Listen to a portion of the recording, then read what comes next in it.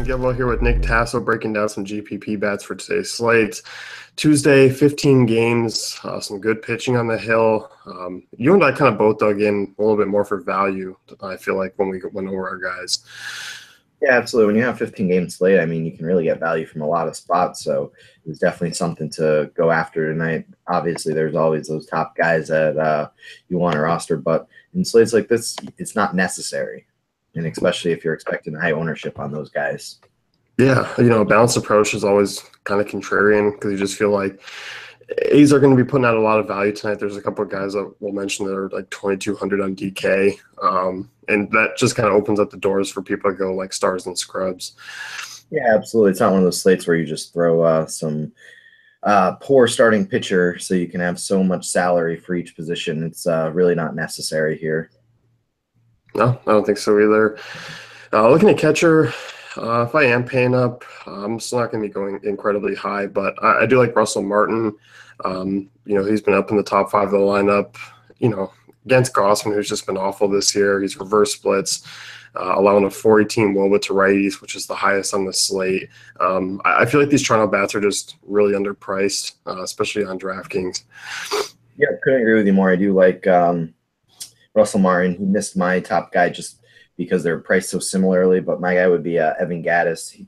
He's not the best. 4 straight games where he has hits, and he's had 3 home runs against lefties this year and only 44 at bat. So I think there's potential, even though Manaea is a decent starting left-hander, but I like Gattis. Yeah, 7 RBIs over his last 3 games too, so he's driving some runs. Yeah, totally. Who'd you have next? This one, basically, Milwaukee went out and added Stephen Vogt, so they have Manny Pena, Jet Bandy, and Vogt. Curious to see what that lineup or who's behind the dish, but I really have no issues with all 3 of them, whoever it is. Going up against Edelman, I love this game for offense in Cincinnati. Edelman allows hard contact rate to both sides, fly ball pitcher. One of those guys are going to be probably hitting 5th or 6th, which is a really good spot for catcher. So whoever's in the lineup, I'm fine with.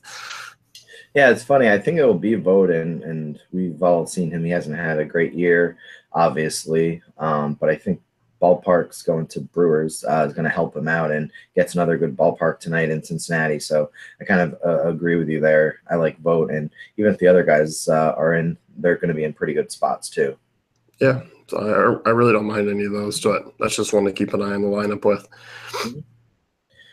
Next guy I had would be Chris Jimenez. Righty-lefty matchup. Sometimes he doesn't start against lefties, which is weird, but I think he will here, going up against Pomeranz, who's a 4.89 ERA at Fenway, also allowing a 1.54 home runs per 9 there.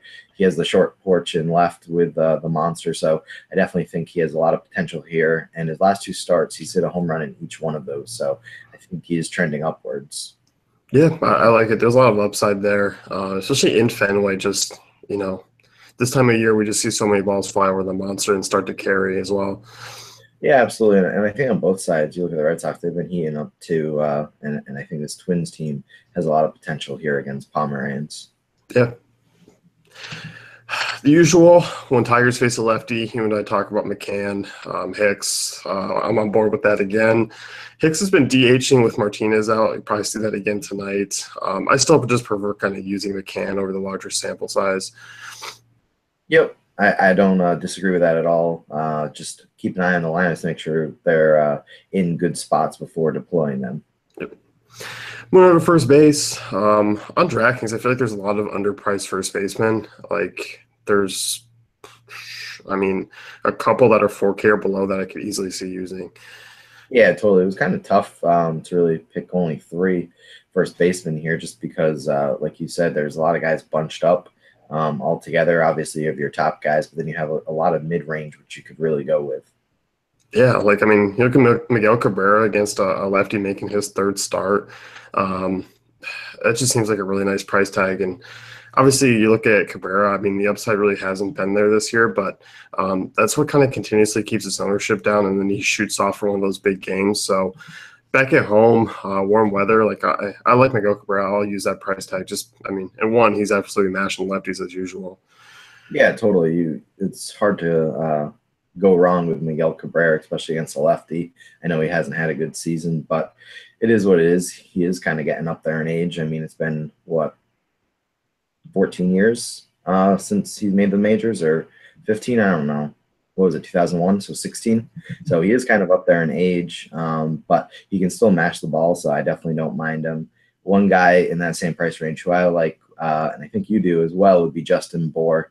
Good matchup here. I mean, he's looked okay since coming back from the DL, but I think Jesselman's just not a good pitcher.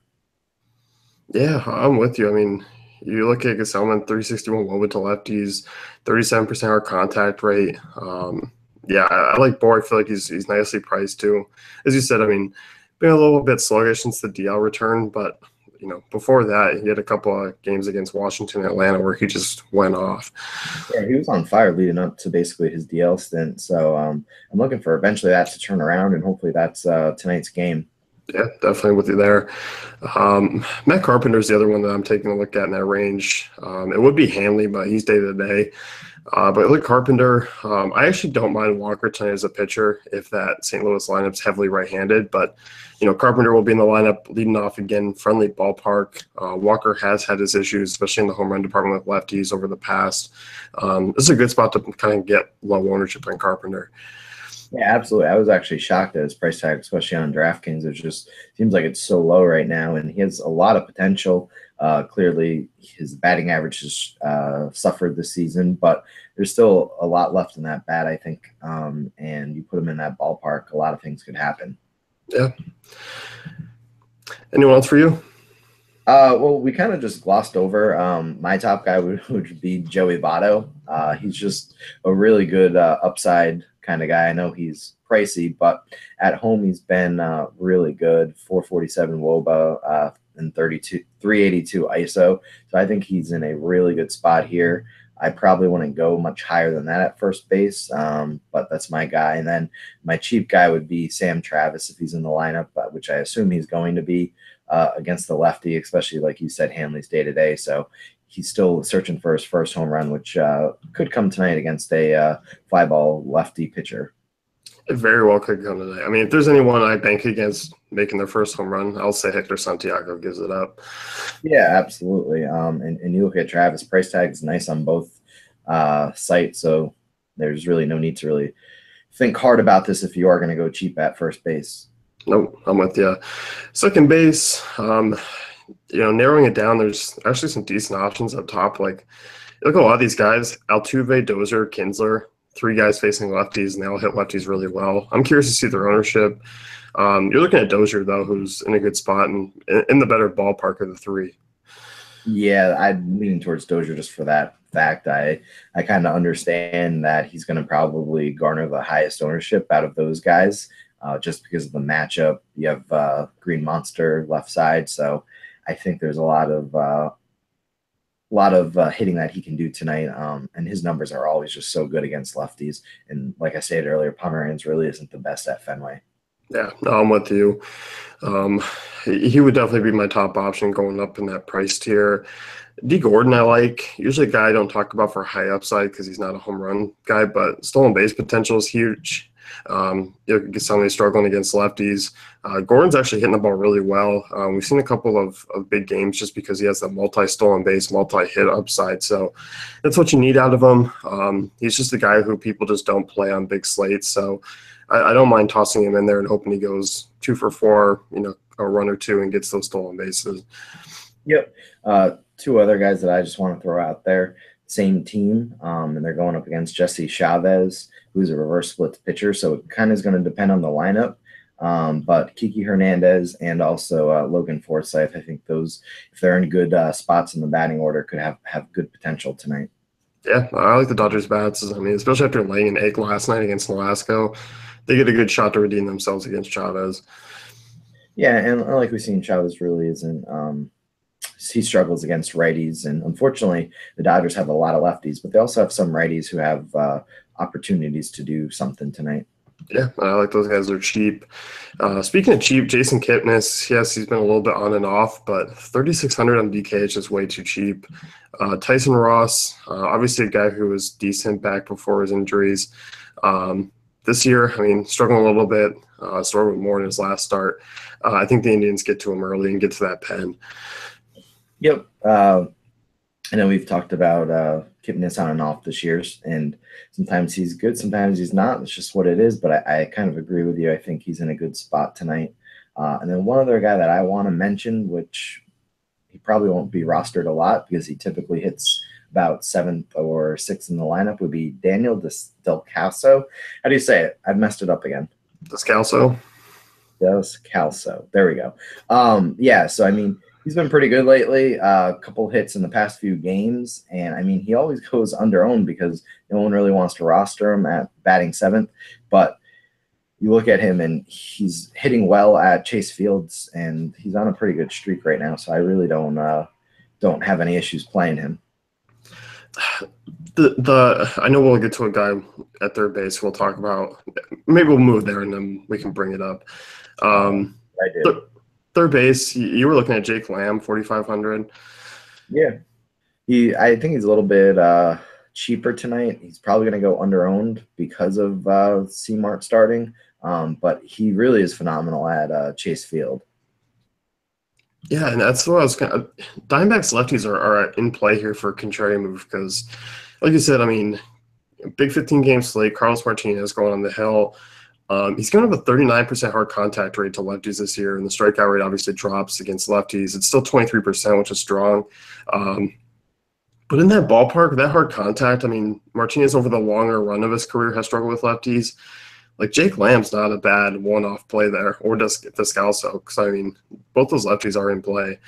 Yeah, what I did the other day is I actually took the lower half, basically, of the Diamondbacks lineup, and I had Lamb, I had Descalso, and I even had Herman just playing those guys later in the at-bats, and they all did pretty well, lefties at Chase Field. So, I mean, something I might go back again. I know the starting pitcher is tough, but between you and me, he hasn't really looked like himself this year on most starts. So I'm not really concerned about Carlos Martinez. I like him. I think he's been great this year. But, yeah. I don't think he sometimes has his struggles, so that's why. Yeah, the hard contact's what pops off the page for me, 39% to lefties. Outside that, I mean, the walk rate as well, up over 12%. So the issues are still there with lefties. That's my concern. Well, it is what it is. Potatoes and tomatoes or something. I don't know. That's not the same. So who else you got at third base?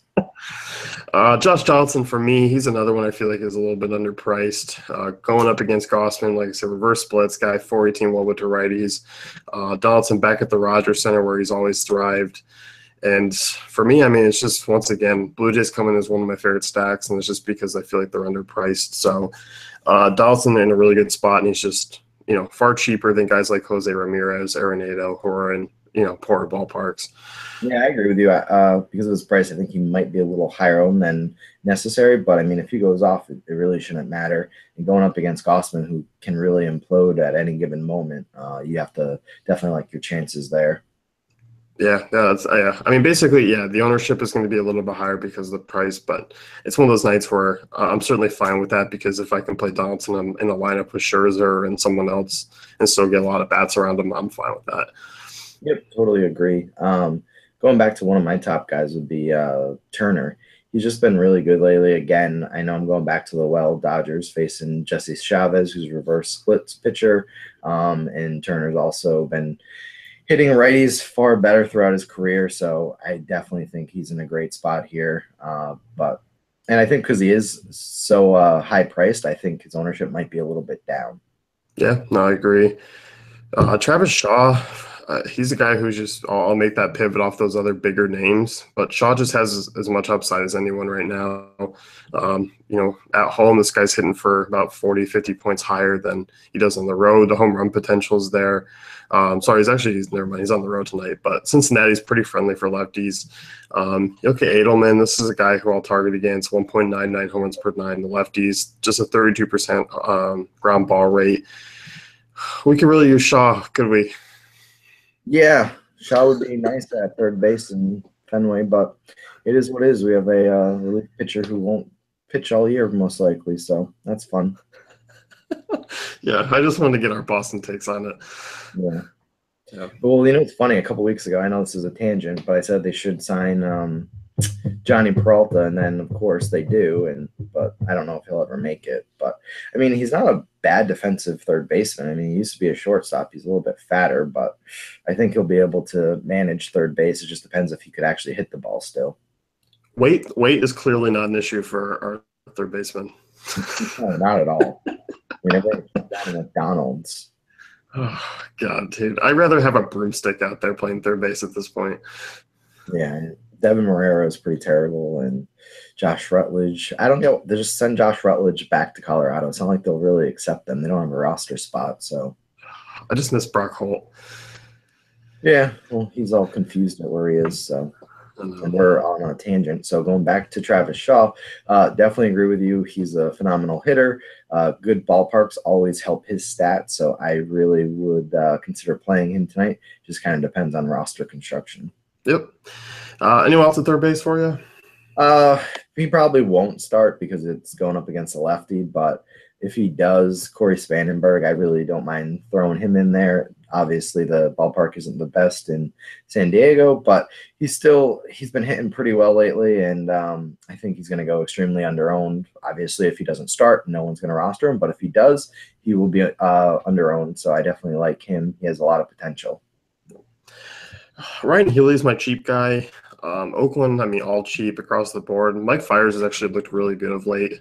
Over his last 5 starts, including one against Oakland, he's been pretty strong. I like the fact that Oakland just saw him.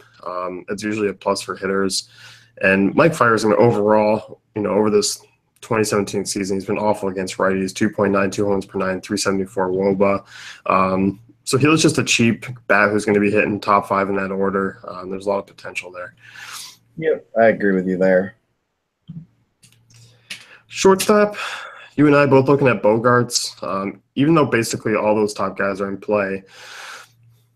Yeah, I think Bogarts is a little expensive, but he just hits for average so well that he can rack up a lot of fantasy points. I know he doesn't have a lot of power, but it has peaked out a little bit, so it's been a positive.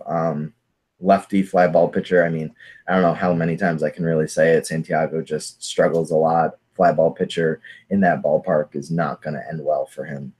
Yeah, I'm with you. This is the one of the nights where I'm usually against Bogarts and not using him, but yeah, like you said, fly ball pitcher at Fenway. There's actually potential for some extra base hits and some home runs here. Yeah, I mean, you don't get that often. So when you do get those nights, and even though he is priced pretty high, you kind of got to go with it. Yeah. You and I both love Eric Sogard here leading off. This is another one, high total out there, Cincinnati. And Sogard's been good. He's, not a guy we think of for upside, but, double-digit fantasy points, and we'll get those leading off in a high-scoring game at a nice price tag. Yeah, absolutely. It's all about price tag for him and the opportunity leading off. Also, Adelman really isn't a good pitcher, and it's a good ballpark. So when you factor in everything, it kind of looks like another good night for Sogard. Yeah, probably a good night for this front 4 or 5 from Milwaukee. Yeah, I mean, this slate really isn't that hard to overthink. Just kind of, I guess, target fly ball pitchers at Fenway, and then I guess Cincinnati too. Yeah, so I mean, there's a lot of different ways you can go tonight. As far as my other shortstop goes, it's going to be probably a popular play, but I'm willing to take the value. Franklin Barreto, he's shortstop eligible on DK. The fact that they priced him down once again, I was hoping the price tag would come up a little bit, but you look at him, Franklin Barreto, 2,200 on DK. That's just kind of a free square at shortstop if you don't want to pay up. He's second base eligible on FanDuel. He's 2,200. 2 hits in his first 2 career games. Good, highly touted prospect against Mike Fiers, a Minute Maid. I'll definitely be using him just to get that value in. Oh, absolutely. I mean, if you're not going to pay up at shortstop or even go mid-range with Sogard, I definitely think throwing in a cheap guy like that is definitely going to help roster construction. You can do a lot of things with it. You could roster one of the 2 big guys and then have still enough to really do what you want. So I definitely agree with you there. Anyone else shortstop? Not really. It's really not my favorite position to talk about most nights. Kind of like catcher, but I think we can move on to outfield. So what about you?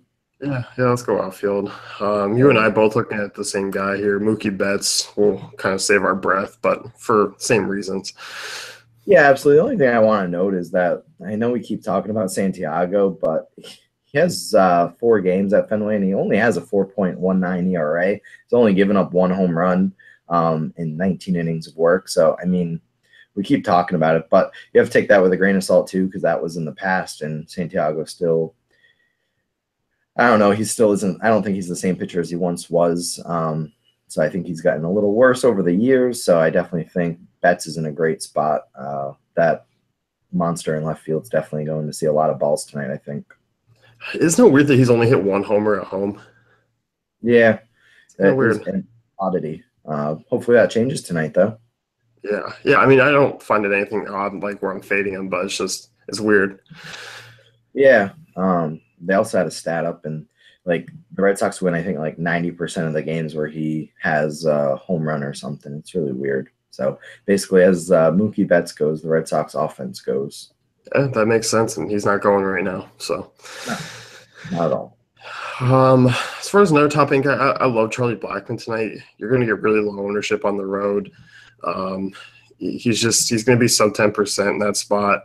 And I'm just looking at 5,100. There's a lot of upside. Yeah, the ballpark's not that great, but against Matt Cain, I mean, there's a lot of potential there for Blackmon to get a ton of extra base hits, hit one in the gap, and I don't even mind. I don't even think a homer is out of the question. So Blackman's been hitting the ball well. He's been fine on the road this year. Yes, the power drops off a little bit, but that's as expected. But dude has 10 triples. I could see another one tonight. Yeah, that's the one good thing about AT&T Park is it's so massive that a guy who has some speed can really get to third pretty easily. Just get it in the gap between right field and center field, and you're pretty much guaranteed a triple, especially for Blackmon. I know we talked about Matt Cain, and he has a much better ERA at home this year. I believe it's under 2, but my issue with him, obviously, is he just gives up a lot of hits. He doesn't strike anyone out. So I think that Blackmon, I kind of agree with you. He's in a very good spot. The rest of the offense for Colorado, I probably wouldn't rosters because they're not, it's not someone you can really guarantee on right now. Yeah, I'm with you. I think Blackman's the only one I'll really look at. One other guy I liked leading the charge with the price tag would be Aaron Judge. He's just been phenomenal this year overall. Against lefties, he's been even better. I believe only 44 at bats. He has 3 home runs in that span. Quintana, I mean, he's been a really good pitcher in his career, but he's struggled pretty bad this year at times, 4.5 plus ERA, and it's hard to really stay on Quintana's side right now. Yeah, no, I'm with you. Never get an argument out of me against the Judge. As far as like mid-range options go, I mean, there's a lot to kind of look at. I know you're looking at Domingo Santana, who's 4,300 on DK. It's the guy who's hit righties really well.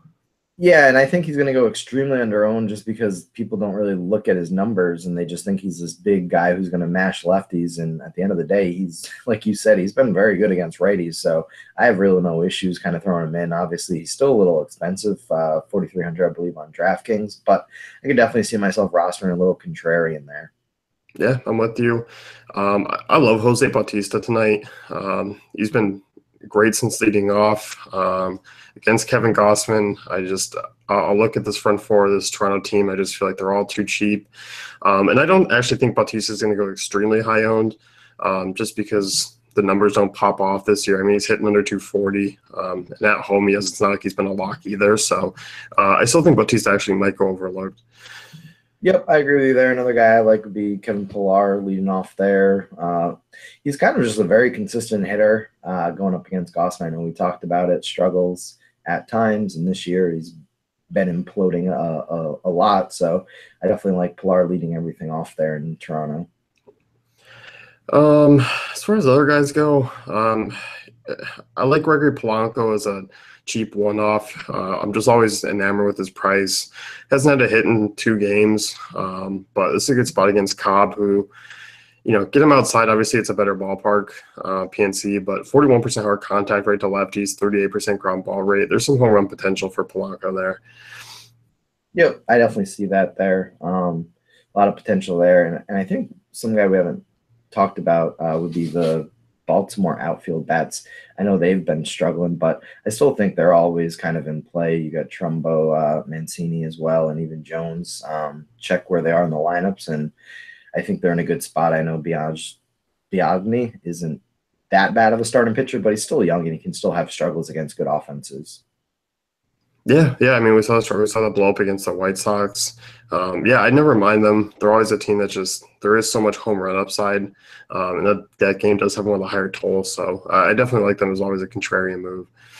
Yeah, and one guy I want to ask you about, I know our viewers are kind of bored with the Fenway game, but what about Chris Young? I know he's had a very subpar season, but in his career, we've been told to believe that he really destroys left-handed pitchers. So what are your thoughts on him? I don't mind him. I'll have an issue if he gets his 2 hits or 2 at-bats and gets pinch hit for. But I guess with all the injuries, I mean, it makes sense that he'll see 4 at-bats. So Yeah. I definitely don't mind him.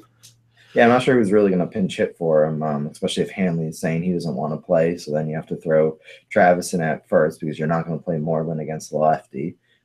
Did you see him get hit in the face last night? That was kind of funny. No, I didn't. I was at dinner and I noticed it on the TV. He swung and it hit the ground and then came back up and hit him in the face. So Oof. the guy's had a very bad he's been hitting home runs, but he's had a poor past few days getting hit by foul balls and whatnot. So I think he's probably going to take tonight's game off regardless, even if they bring in a righty. So you'll probably see Chris Young probably at DH. Yeah, probably. My last guy here, value, Matt Olson. This guy had a ton of pop.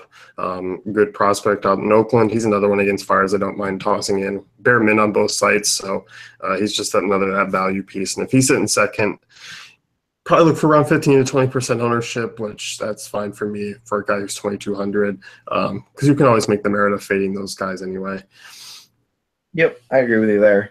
Don't see anything wrong rostering him if he's hitting second. So I think that's all the guys I had. Maybe throw in maybe like Malik Smith, but I think his ownership might be a little bit high. Yeah, I'm with you there too. He's been crushing leading off for Tampa. But yeah, I think that's it for me. You can check out DaveFantasyCafe.com for all great tools and content.